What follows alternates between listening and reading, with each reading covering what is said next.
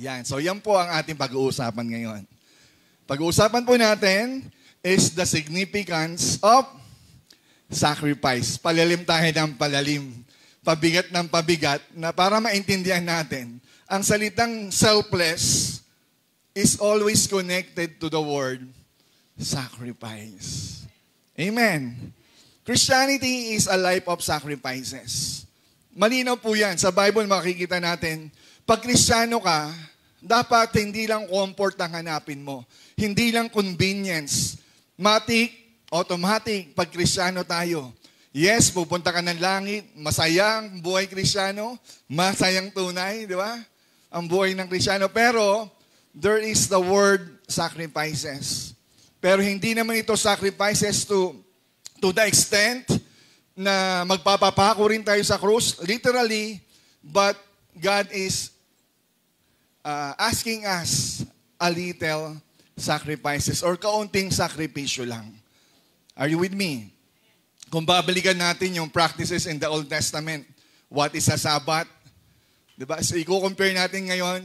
Just compare. Compare the life of our early fathers in the Old Testament compared sa New Testament. Diba?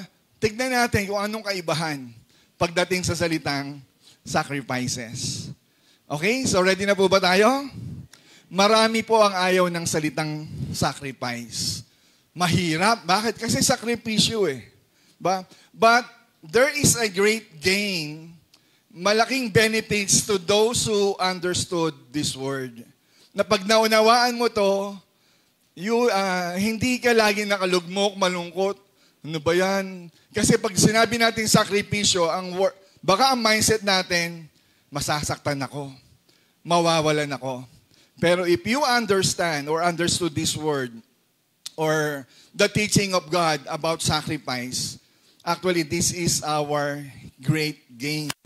Tayo po ay may benepisyong malaki kapag naunawaan natin ito. At mamaya po, sasabihin po natin yung mga verses na meron po talagang gantimpala sa mga sakripisyo.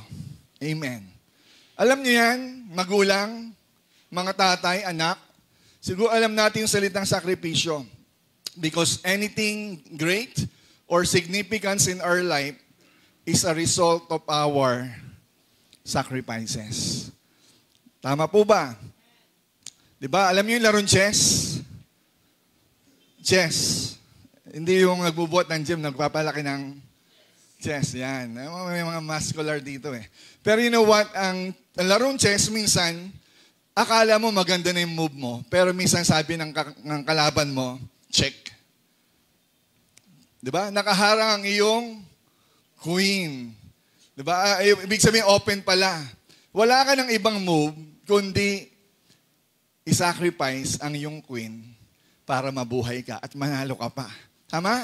So, minsan we need to sacrifice the queen to protect our king. Diba? Sa larong chess, mahalaga, makain ng lahat, wag lang ang king.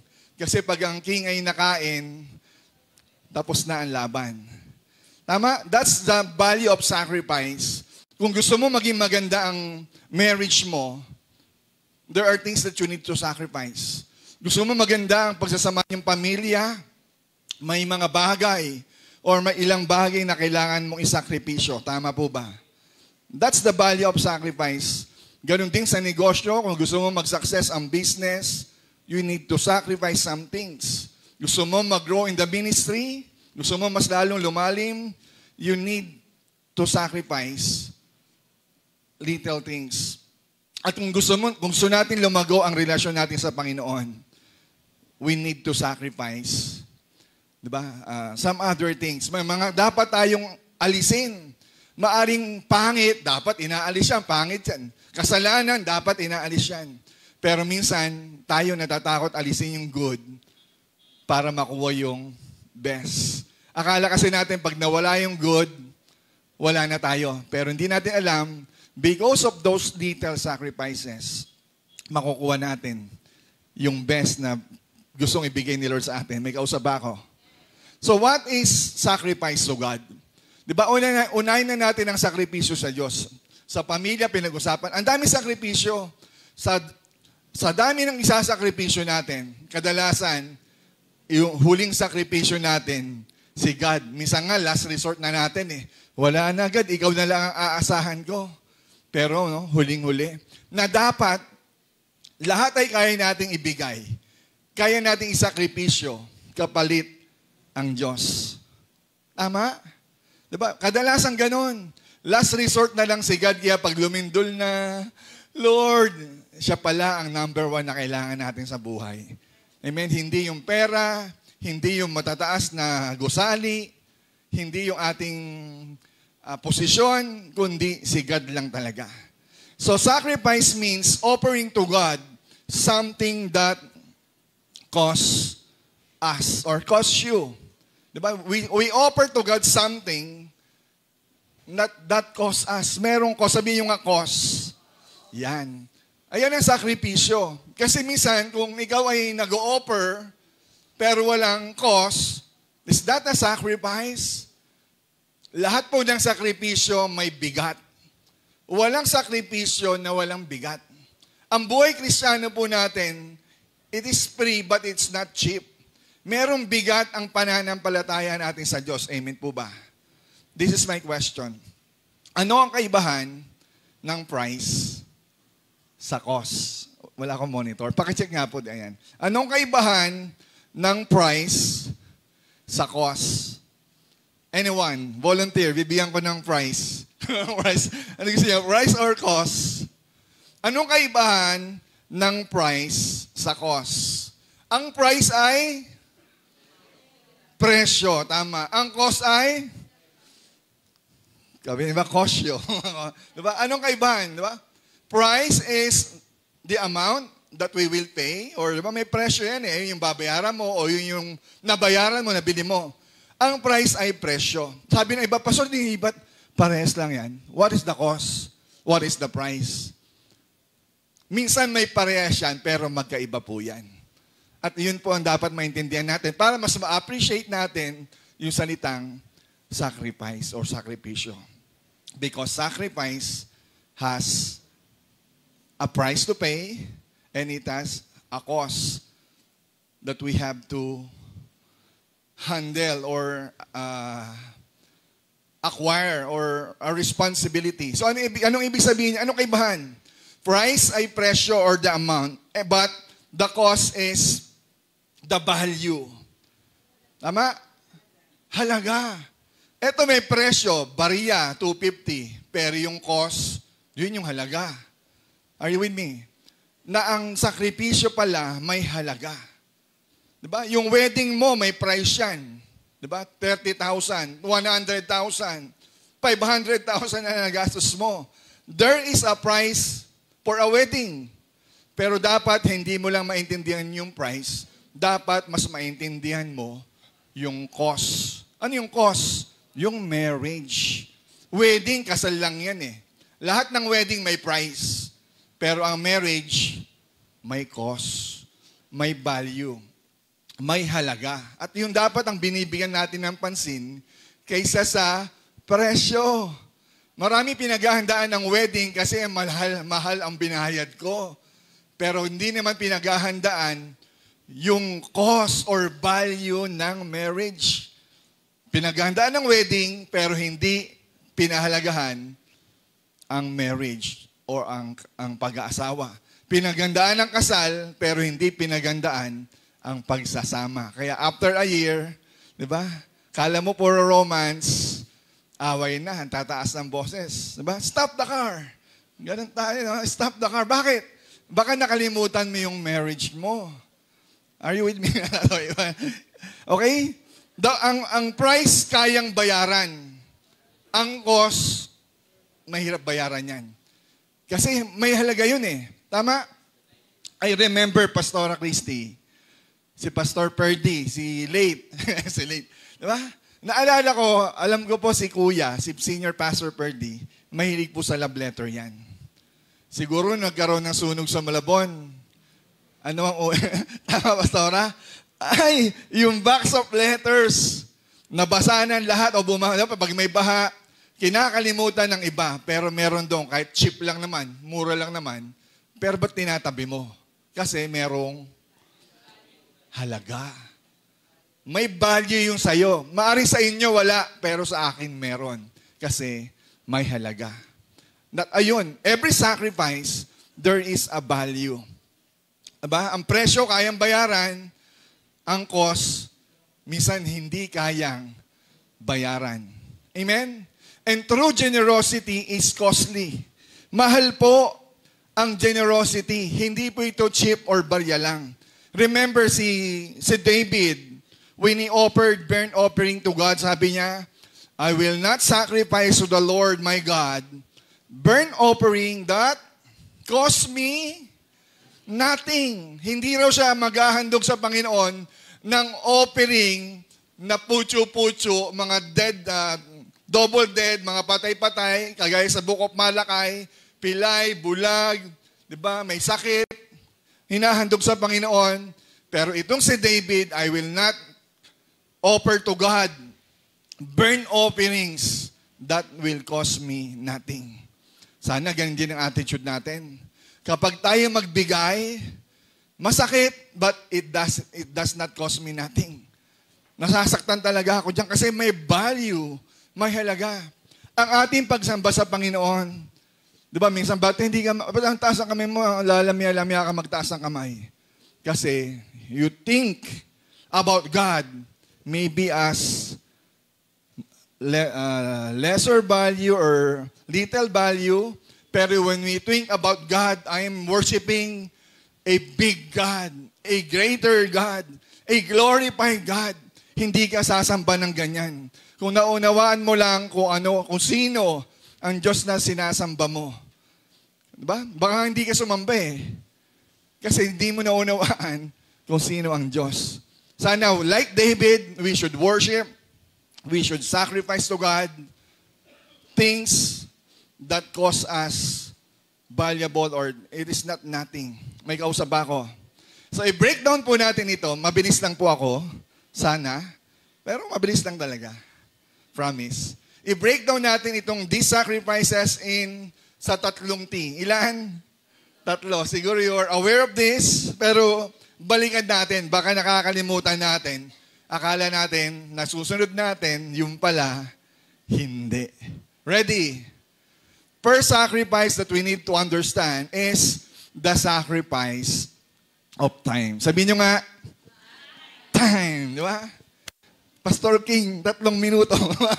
Pastor King, 1 oras. Time. No? Minsan lumalagpas. We should value our time. We need to sacrifice also time. Di ba? Ang Diyos minigyan po tayo ng 24 hours a day. Yun lang yun. Lahat tayo, we have the same 24 hours. So dapat magandang stewardship natin, tamang stewardship natin. We should value time. Pero minsan, dapat marunong tayong mag-sacrifice even our time. Paano mo ilalaan yan?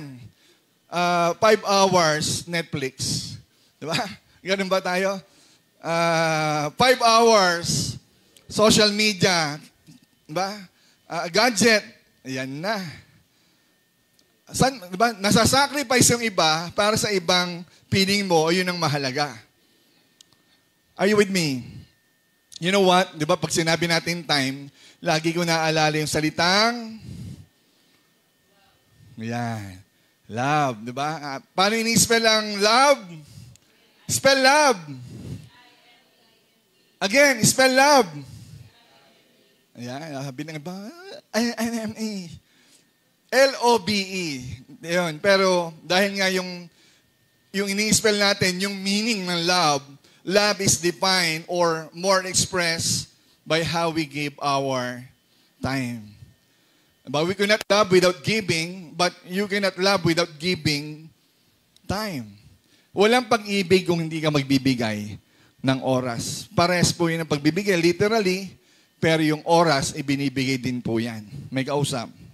Tanong, kamusta ang pagbibigay ng ating time, ng ating oras, ng ating panahon sa Diyos?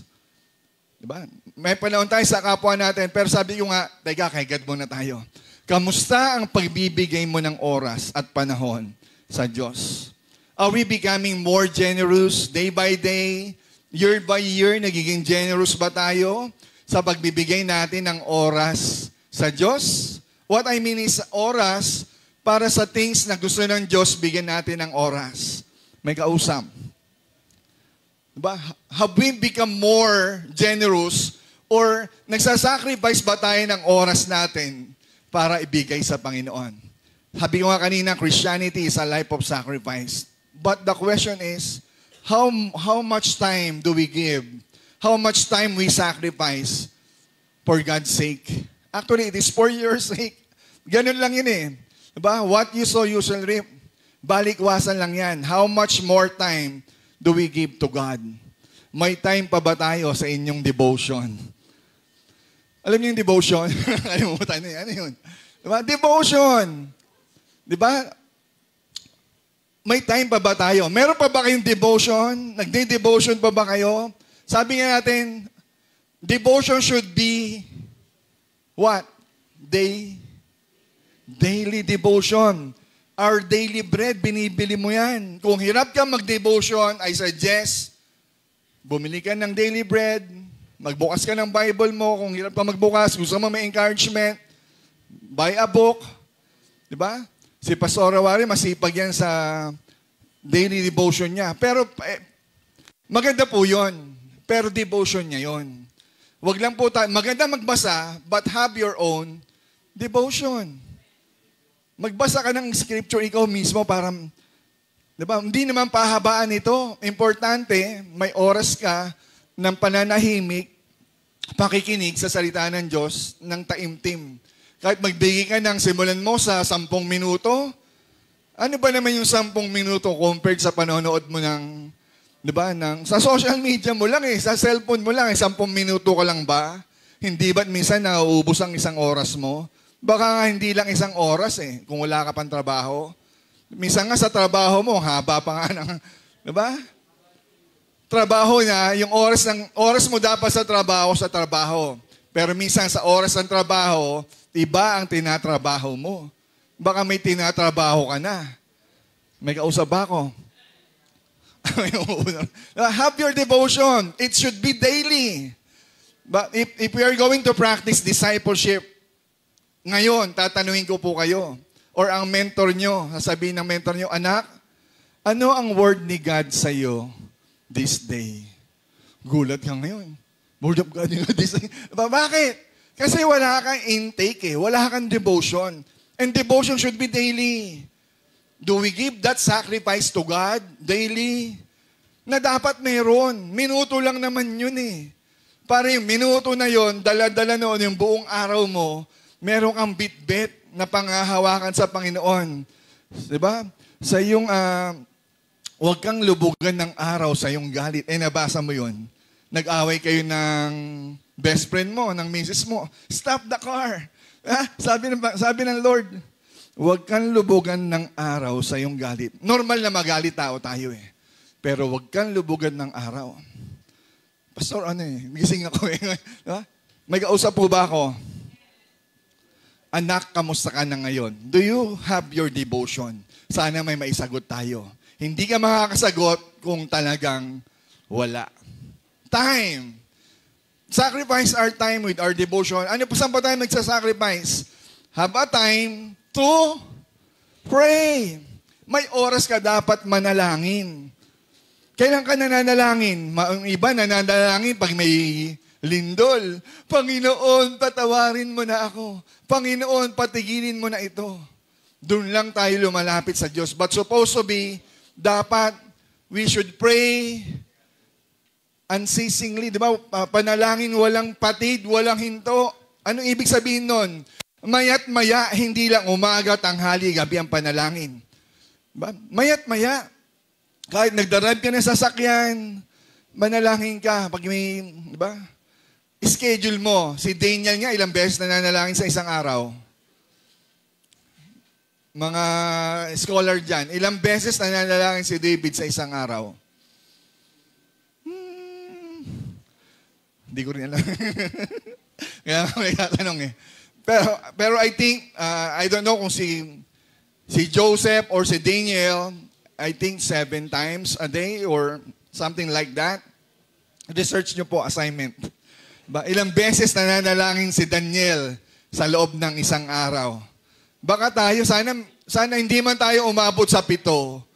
Diba? Minsan, pagkain na nga lang hindi mo pa magawang ipasalamat. Panginoon, salamat po sa pagkain na makakain ako muli. Ilang beses kayong kumain sa isang araw? Kung 7 o 5 o 3, sana ganun ka rin beses nananalangin sa Panginoon. Pero sana ang panalangin, hindi lang pagkain. Sana sa ibang mga bagay din. Diba? Sabihin nyo nga, petition. Petition is, ito yung hinihingi natin sa Panginoon. Tama po ba? Pero dapat meron din tayong, what I mean is supplication pala. Pero dapat, ipinipray mo yung sarili mo, pero dapat you should also pray not only to yourself, selfless nga eh. Pag-pray mo rin yung iba. Panalangin mo, nakita mo, may nag-text, bakit wala si brother, wala si sister? It's time to pray. The moment na nakita mo, ba't wala siya? Ilang linggo na siyang wala ah. Pero, sabi nga natin, wala eh. Apathetic eh. Apathetic, di ba? Hindi, wala kang paki. You should, kausapin mo. Gumawa ka ng way makausap. Or kung hindi mo siya makausap, pray. May time pa ba ako? May kausap pa ba ako? Let's have time to pray. Time for devotion, time to pray. Pagising sa umaga, bago kumain, at bago matulog. Tama? Kaya yung iba, minsan nangyayari sa buhay natin, hindi naman si Lord ang may gawa. Minsan, Pastor, nanaginip ako, ang sama-sama.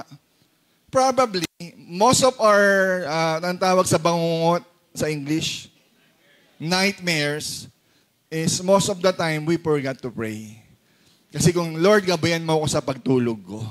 Diba, nakakita ka ng mumu, nakikita mo yung, kaka-Netflix mo yan eh, kaka-horror movie mo yan eh. So dapat instead na magbabad sa horror movies, magbabad sa panalangin. Amen? Magbigay po tayo ng time. Amen? So dapat lahat tayo, even yung morning seekers po natin, minsan makita ko po kayo roon. Diba? Dalaw tayo minsan ng umaga. Join po tayong manalangin. Diba? Laki po ang nagagawa ng maraming nananalangin ng sama-sama. Diba? Sometimes, at matutuwa po, number 1 matutuwa ang Lord. Diba? There's a value in prayer. Alam natin, there's a value in corporate prayer. Pero, diba, nahanap nasa yung value. Diba, kung ilan lang nagbabalue, therefore, anong binabalue natin? May kausap po ba ako? Personally, kamusta ang prayer life mo? Diba, para ma-improve ang inyong prayer life, it involves sacrifices. Kailangan mag-sacrifices ng cellphone, mag-sacrifice ka ng oras, maging intentional ka, maging sa pananalangin. Ganitong oras, pagising sa umaga, hindi muna ako hawak ng cellphone. Magpipray muna ako, magpapasalamat ako. Amen? Bago kumain, hindi ka agad susubo. Magpapasalamat din muna ako. Hindi kailangan ipakita sa maraming tao. Importante, ikaw lang, taimtim ka. Lord, maraming salamat po sa blessing ito. Pagpalain mo po ito, hindi na kailangan mahaba. Lord, I pray for Cambodia sa pagkain po nila. I pray po. Hindi na kailangan ipanalangin, ibang bansa. Ikaw ang kakain eh. Di ba? May panahon para ipanalangin sila. Huwag sa oras ng pagkain mo. May kausap po ba ako? You know what? Ang pagsamba po or worship sa Lord involves how we use our time. May kausap? Ang ating pagsamba, ang ating panambahan, it involves how we use our time. So anong ibig mo sabihin, Pastor? Simple question. Ba? Sino po ang nalilate dito? Yan. Admitted na yung mga nasa likod. Amen. Ba? Pero you know what? Iba po yung nalilate. Iba po yung madalas tayong nalilate. God wants us to be generously, gusto ni Lord rates yung pagiging generous regular. Pero yung pagiging late, dapat hindi yung dapat regular kang late. Or consistent tayong late? May kausap ba ako? Baguhin po natin. Pasensya na po kayo. Sorry po, pero maging attitude po natin na wag po tayong malate. Kasi this is how we value our time. Katumbas po, sabi ko nga, ang pagbibigay ng oras ay katumbas ng pagsamba. Katumbas po yan ng Lord. Is that an amen? Kasi lalabas yung value ng Lord sa paggamit natin, especially ng oras. This is time for the Lord.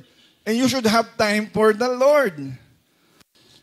Sorry po, kung sa work po, we value the use of time.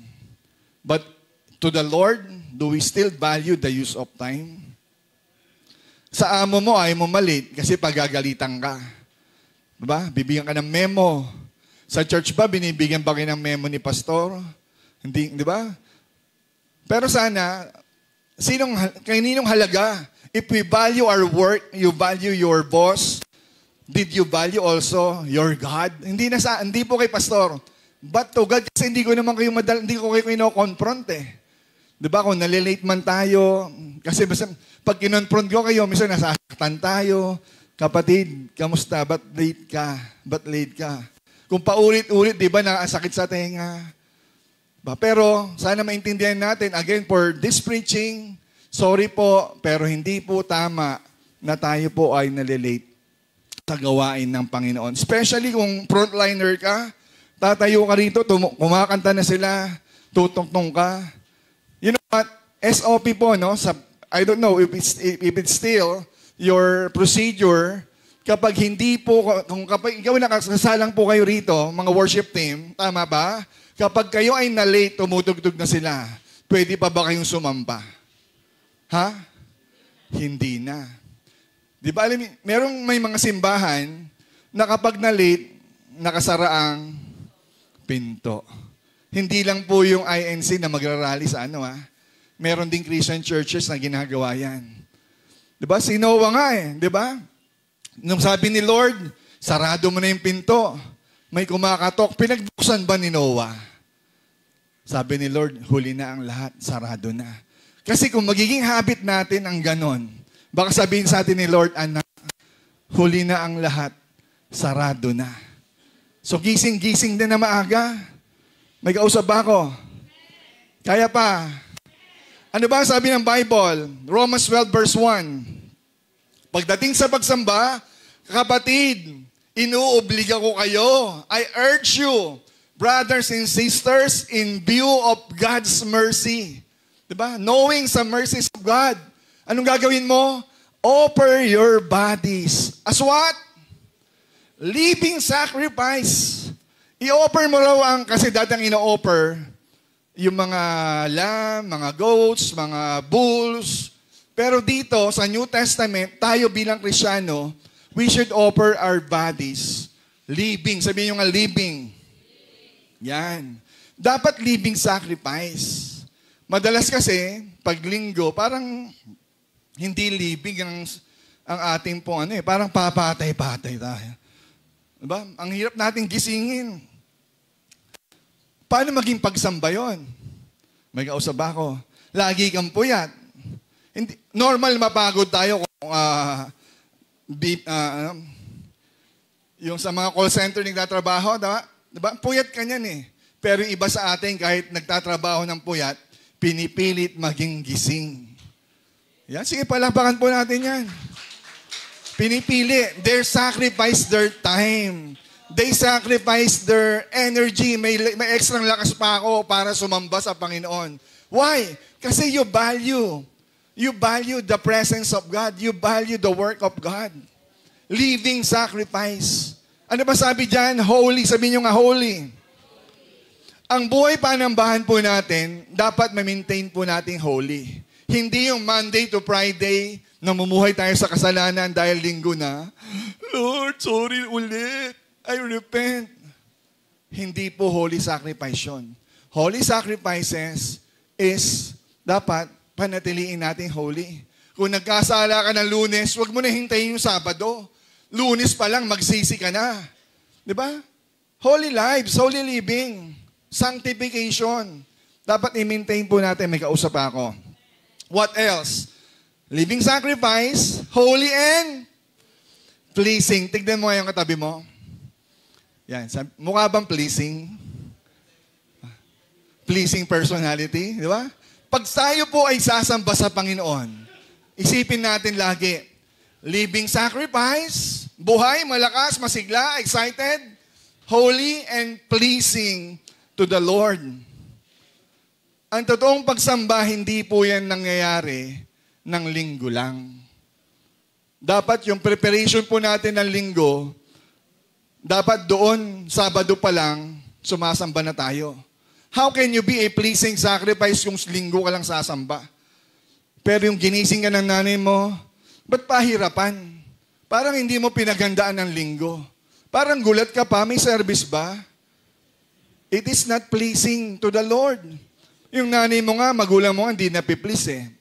Si Lord pa, yung attitude mo. Ang pagsamba po nangyayari before Sunday. Sabado pa lang, nire-ready mo na isusuot mo. Sabado pa lang, piniprepare mo na yung ihahandog mo. Ibibigay ko sa Panginoon ito. Lord, nasasaktan ka. Kasi kung linggo ka magbibigay, ano lungkot mo? Kung Sabado pa lang, pinag-pray mo na yan. Yun, lalabas yung cheerful giving. Lord, ibibigay ko sa iyo, God, ang 500, ang 200. Tithes ko yan, Panginoon. Kaya pagdating mo ng linggo, you are excited. And that is pleasing. Paano magiging cheerful giving yan kung nakasibangon ka sa pagbibigay mo? Lord, it cost me. Nasaktan ka nga, pero dapat hindi ka na masaktan ng linggo. Kung masasaktan ka sa paghahandog mo, Sabado pa lang masaktan ka na. Hindi ka gulat at doon na please si Lord. Kasi bakit? Ready kang sumambe. Again, ang pagsamba hindi nangyayari ng linggo. Sabado pa lang, sumasamba ka na. So, ba't nagpupuyat ka pa? Kung sumasamba ka na pala, ng Sabado pa lang.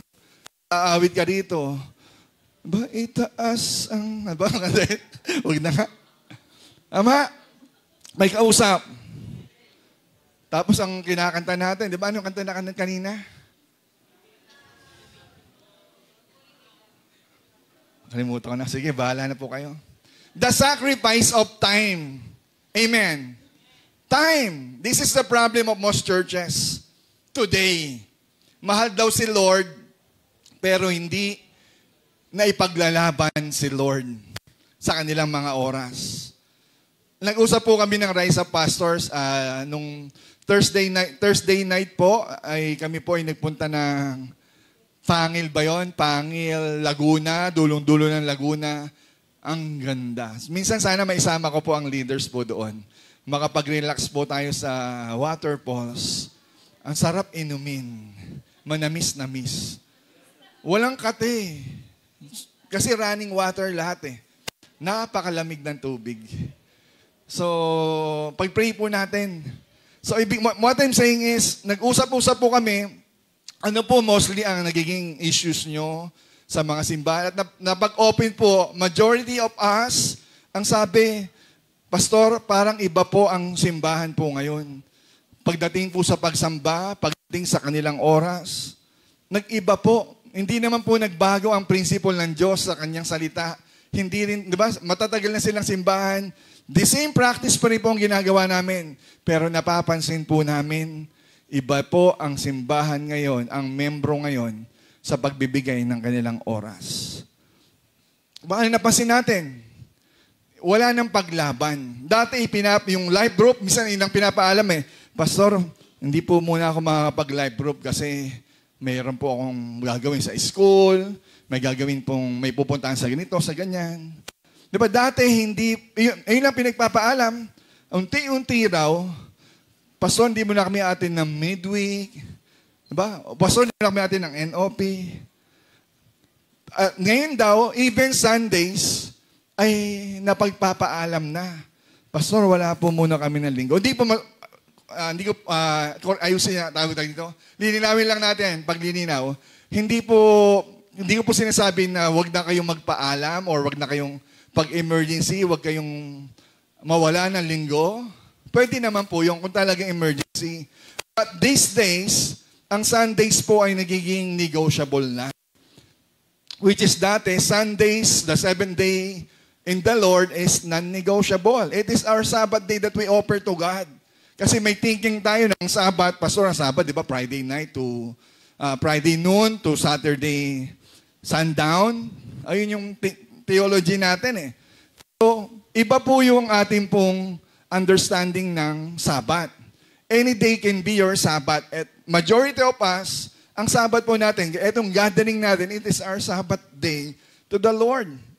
Sunday is our Sabbath day to the Lord. Not literally, not biblically, kasi naiba na. Hindi na ganun tayo kagaya ng Hudyo kasi hindi tayo Hudyo. Pero still, yung Sunday po natin, it is our Sabbath day to the Lord. It should be still a non-negotiable gathering and worship to God. Na sana, ilaban po natin. As much as possible, pwede niyong gawin ang inyong lahat ng bagay. Huwag naman linggo-linggo ay tayo po ay wala. Wala ng paglaban. At yun po, majority of us, almost all of us, yun po ang sistema, na maling sistema na nakikita ng maraming pastor ngayon. Dati non-negotiable, pero ngayon, negotiable na. Yung iba nyo, pansin nyo katabi nyo, nasaan na sila? Why? Dati negotiable, no? Eh ngayon nga, hindi na nagpapaalam eh. Wala nang paalam, talagang wala na sila. Minsan, ambon pa lang, may church po ba? Pastor, may ambon. Amen? Tapos yung pastor, ang tagal-tagal ng service. Yung preaching mo, pastor, ang lagpas ka na naman. Diba? Ayun ang nire-reclaim. Diba? Ang tagal-tagal. Meron na sa umaga, ano ba yung simbahan nyo? Meron pa sa hapon. So, uwi kayo, gabi. Unti-unti, bumababaw po yung ating commitment.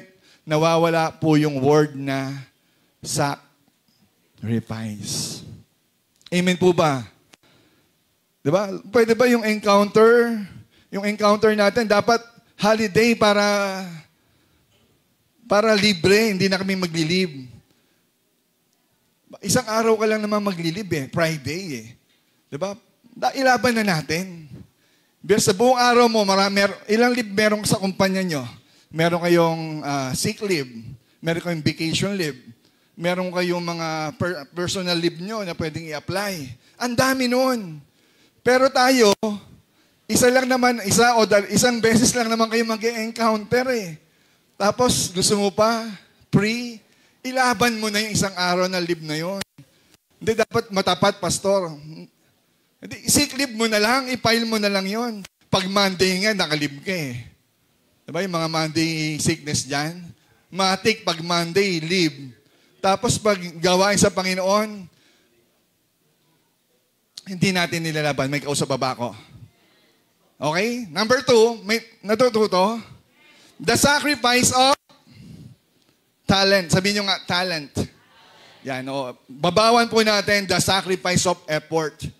Dapat ang effort po natin o ating talento, kasama rin po yan sa ating dapat binibigyan ng sakripisyo.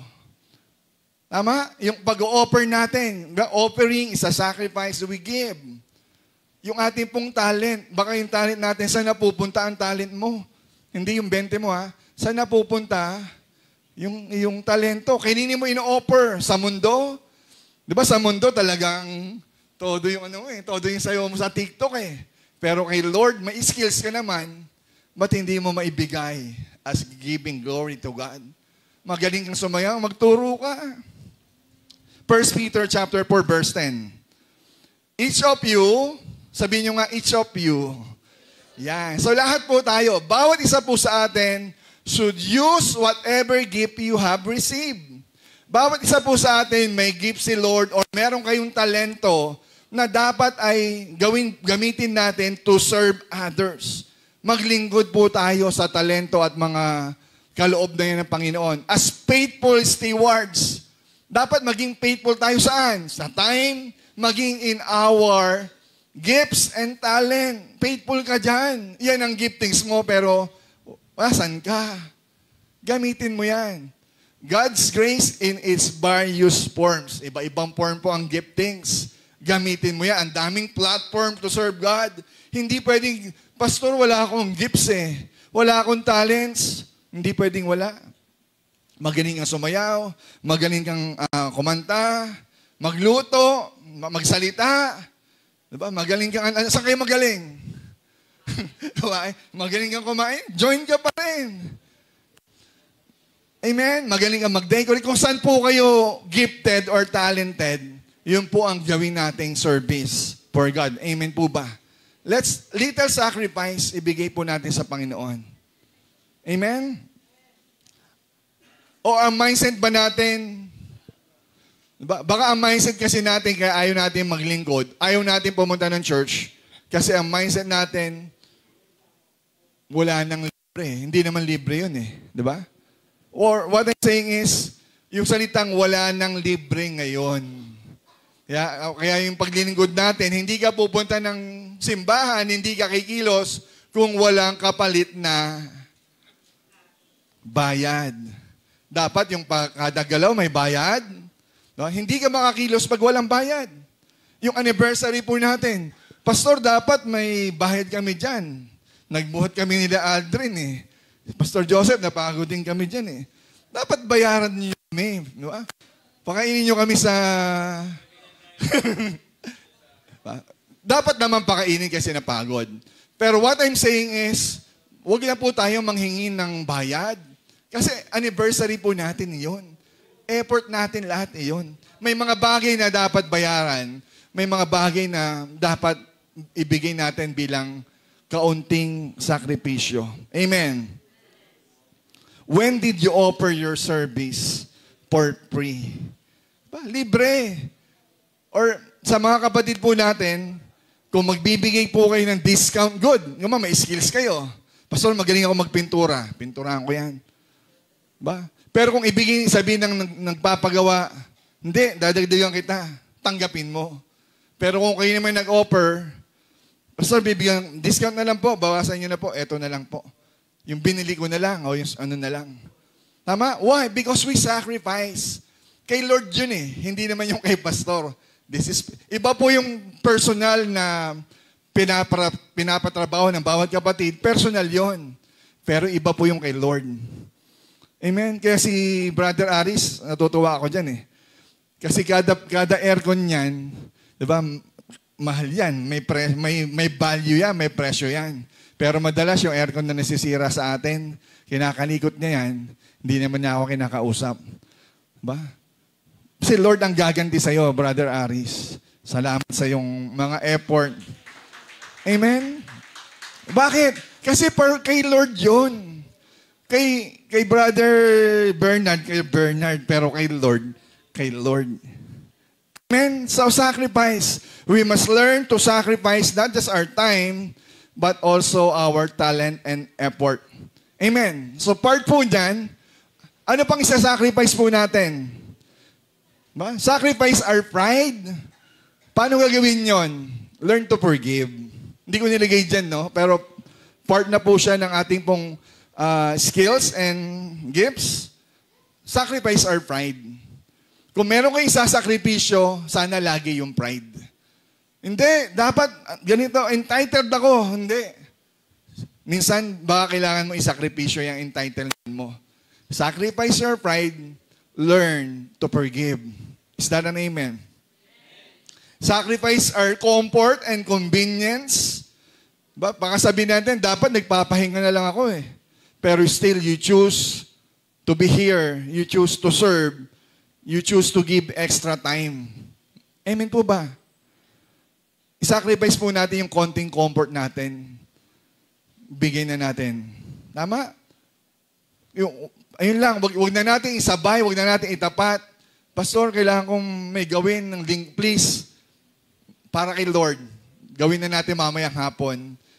Ang para kay Lord, para kay Lord. Ang kay Cesar ay kay Cesar.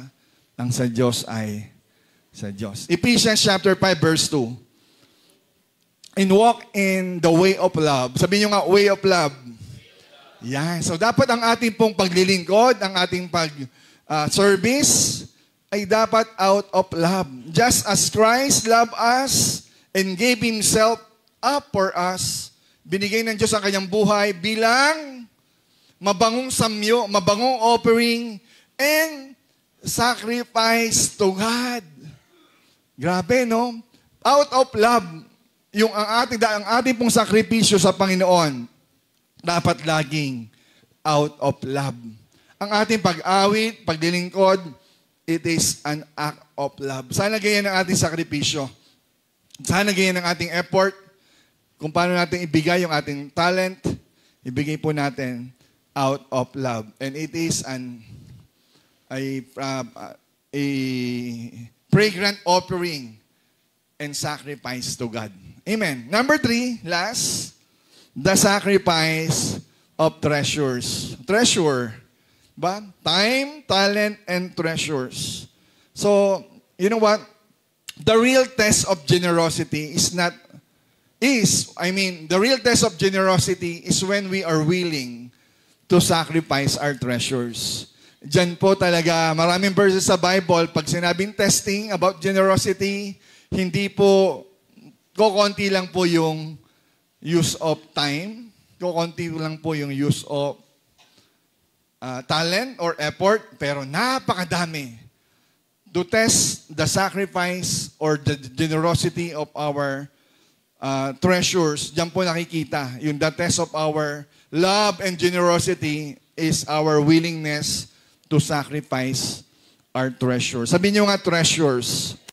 Yan. Kasi madalas sa atin, treasures, gusto nating, sa atin lang, gusto nating kamkamin, sarilinin. That's a mindset we have.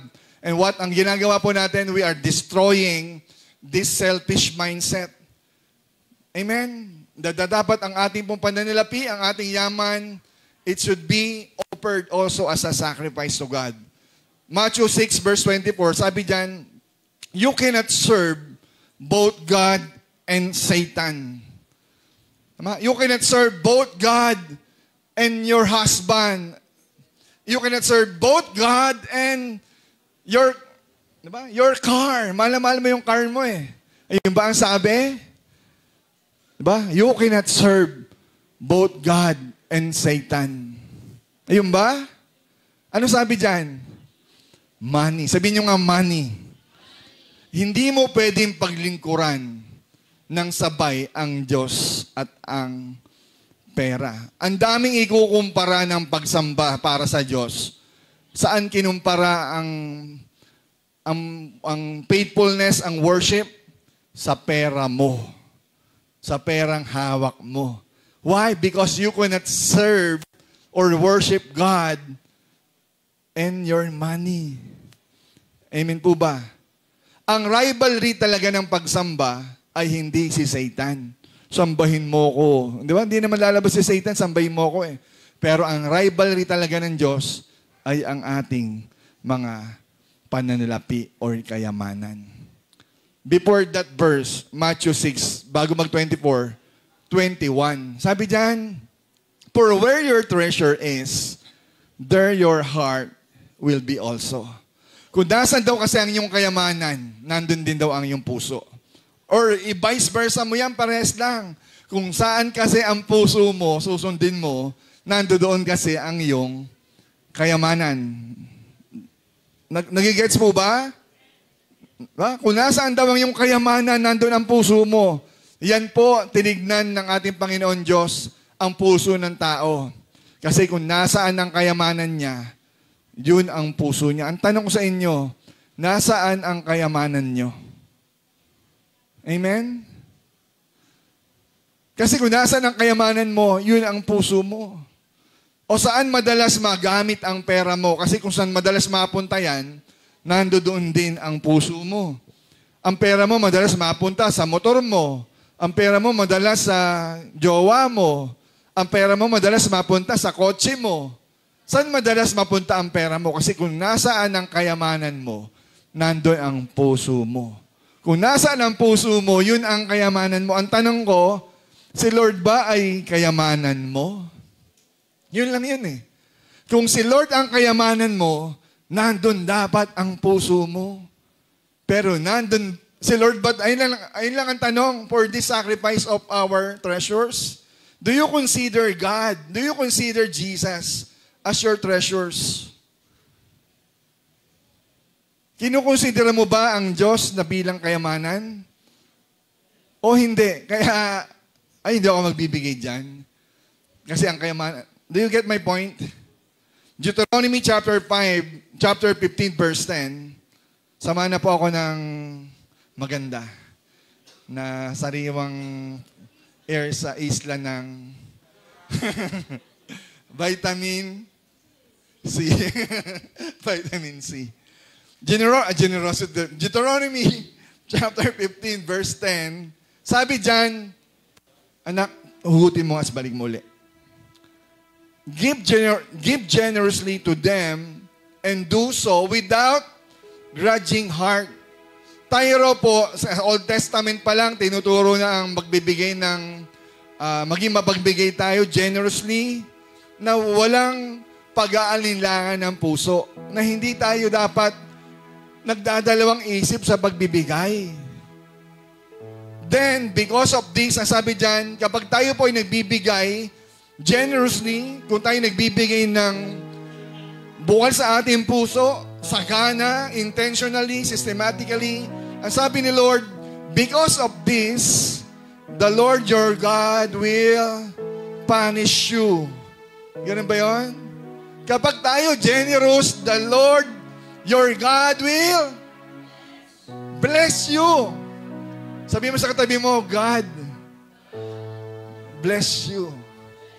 Paano mangyari yan? Maging generous ka sa Panginoon, sa kapwa. And God will bless you in all your work and in everything you put your hand. Ibe-bless ni Lord. Ano mang hawakan ng iyong kamay, pagpapalain ng Diyos. Ano man ang maging trabauhin mo o trabaho mo, pagpapalain ng Diyos, pero ang premise, generous ka ba? Kasi kung hindi ka rin generous, nag-expect ka ng blessing sa Panginoon, pero teka, hingi ka ng hingi ng blessing, pero teka lang, ikaw ba ay nagbibigay din ng yung blessing? Hindi tayo nagbibigay lang sa sobra. Hindi tayo nagbibigay lang sa potential natin. Dapat nagbibigay din tayo sa kabila ng ating kakulangan. Amen. Remember the Church of Macedonian? Sabi ron, hindi ko nilagay yung verse, out of extreme poverty, they give everything, di ba? They give their life first to God and generously to the Lord. May kausap. Sana yung po, no, habang tumatagal, hindi lang po sa series po natin, sa buhay Kristiyano po natin, sanayin na po natin maging generous sa pagbibigay ng ating time, ng ating talent, ng ating effort, ng ating pride, ng ating convenience, ng ating pong kayamanan. At pag ginawa po natin yan, hindi po si pastor ang nag-promise.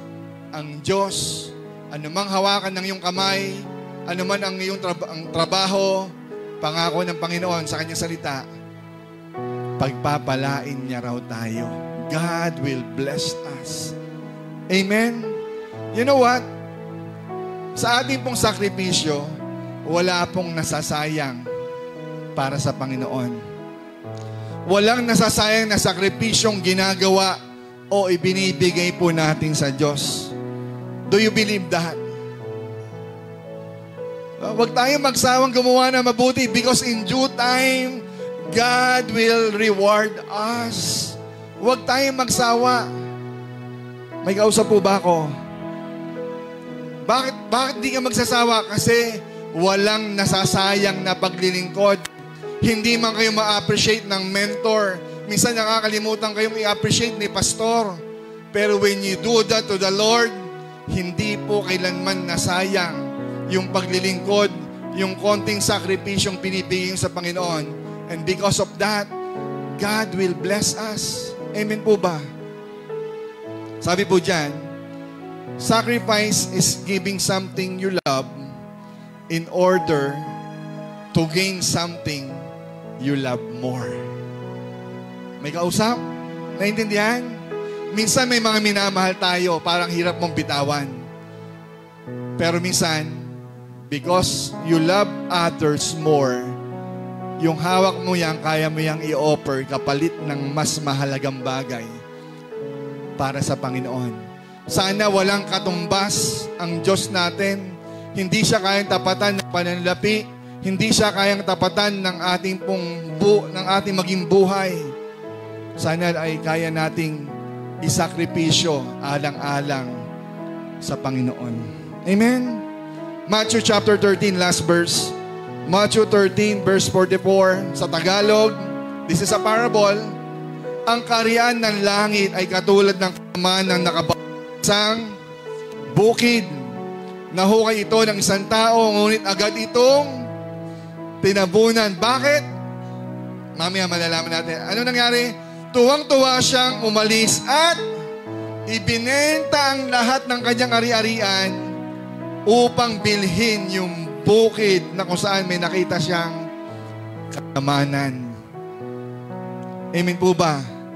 Again, tanong, ang Diyos ba ay kayamanan mo? Kung nakita mo ang Diyos, kagaya po niyan, nakakita siya ng isang kayamanan, bakit hindi niya nang binulsa? Hindi niya mabulsa kasi sobrang laki. Kailangan niyang bilhin yung lupa. Ano ginawa niya? Binenta niya yung motor niya, binenta niya yung kotse niya, binenta niya ang lahat kapalit ng napakahalagang kayamanan. Parable po yan. At ang meaning po ng parable na yan, ang kayamanan po ay ang Diyos. Kapag natagpuan mo ang Diyos sa buhay mo, kaya mong ipagpalit ang lahat. Makamtan lamang ang Panginoon. Kasi sa Panginoon naroon ang blessing. Sa Panginoon naroon ang kasagutan. Sa Panginoon nandoon ang kaligtasan. Amen? Mahirap pong magsakripisyo, pero it becomes easy. Diba? The moment na matagpuan mo talaga ang Diyos, it's easy to sacrifice our time, our talent, and our treasures. Lastly, when God is our deepest pleasure, we display Him as our highest treasure. Nakikita po sa ating pong buhay, sa ating time, talent, and treasures, kung gaano natin pinapahalagahan ang ating Diyos. Kung ang Diyos ang ating deepest pleasure, Lord, Ikaw ang lahat sa akin, then magmamanifest po yun, makikita yon na siya talaga ang ating pong greatest or highest treasures. Amen. Tayo po tayong lahat. May natutunan po ba? Can we give God a clap of praise? Hallelujah, Jesus. Hallelujah, Lord. Lord, You are our treasures. Ikaw, Panginoon, ang aming kayamanan. Hindi ang aming pong pananalapi. Hindi po ang aming mga ari-arian o lupa. But God, You are our inheritance. You are our heaven, Panginoon. Lord, Ikaw ang aming kaligtasan. Salamat sa iyo, O Diyos. Hallelujah. Sacrifice. Yung sakripisyo mismo, sa totoo lang, ang nagbigay ng example ng sakripisyo, hindi po tayo eh. Ang unang nagsakripisyo po talaga ay ang Diyos, ang ating Panginoon.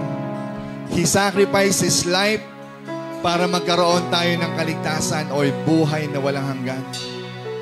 The life of Jesus is an example of significance, example of significant sacrifices.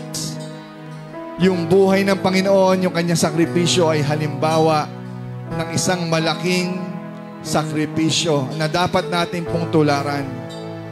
Paano natin gagawin yun? We will not die to ourselves, but we are going to give our life. We are going to sacrifice our life to God. Paano gagawin? The moment na mag-invite ka ng tao, the moment you evangelize, you bring a friend, that is the greatest sacrifice you can give to God. Amen? Magkaroon lang tayo ng puso. Kasi yung kaluluwa, the soul, the spirit of man, is the greatest treasures para sa Panginoon. Kung tayo ang greatest treasure natin ang Lord, pero you know what? Para sa Panginoon, you are His greatest treasure. Is that an amen? Sa Panginoon, ikaw ang mahalaga. Bakit ka mahalaga? Paano ka naging mahalaga? Kasi sa kabila ng iyong kasalanan, namatay siya para sa iyo. Kaya niyang ibigay ang kaisa-isa niyang anak. Kaya niyang ibigay ang pinakamayaman niyang anak para magkaroon ka lang ng buhay na walang hanggan. Kapatid, kung nakamtam mo yan, kung meron ka ng Jesus, please, ipakita natin sa Panginoon the greatest glory, the greater glory, na maglilingkod tayo ng tapat, sacrificing our little time, little effort, and little treasures we have. Panginoon, maraming salamat sa umagang ito. Pinupuri ka namin, God. We give you glory. Pwede ba itaas natin ating kamay as we sing song to the Lord, as we worship Him? Let's worship God with all our heart, giving our best worship, lifting our hands, lifting our voice, giving everything to God. Sa kabila ng binigay sa atin, ibalik natin sa Diyos ang papuri, pasasalamat. Hallelujah, hallelujah.